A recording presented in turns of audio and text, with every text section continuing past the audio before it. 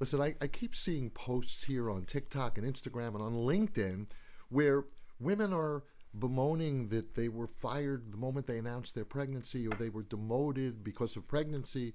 And no one seems to be telling these women that it is unlawful because pregnancy is now a protected status.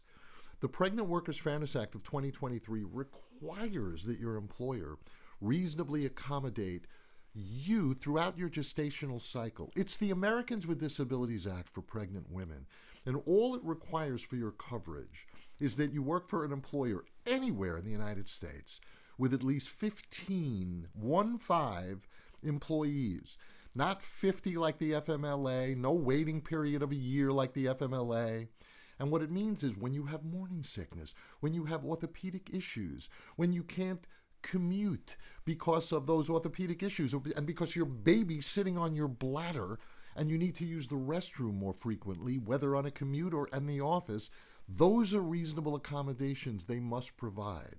If they tell you they want to dock your pay, it's not our policy. We don't. You better get here, young lady, or you're gonna have to make up the time. All of it is unlawful. The way that you start this process out is when you announce your pregnancy. And when should you do it? Like most OBs say, wait till toward the end of your first trimester when you're told that the risk of miscarriage is now greatly diminished, right? So, but before you're showing, before you show up, you show up at work showing and everybody knows you're pregnant, you want to formally announce it to HR, your benefits, just to your company through email by simply saying, I'm pregnant and my due date is thus and such a date. But the main reason you're doing it is to notify them in writing of your new protected status. Because if things go south later, if your boss says to you, well, I thought your shop was closed. How many more babies do you plan on having? Or any other stupid ass statement related to your pregnancy, it's just unlawful. And you need to document all of it.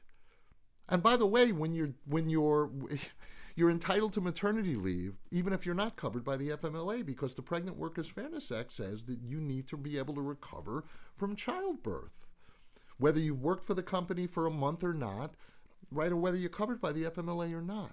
And when you get back from work, you're entitled to express milk privately and safely in your workplace, not in a restroom, not in the lavatory, not in somebody's open and empty office. So you've got tons of rights when you're pregnant and working. You just have to know what they are and exercise them. Any follow-up questions, hit me up. I'll do my best to answer.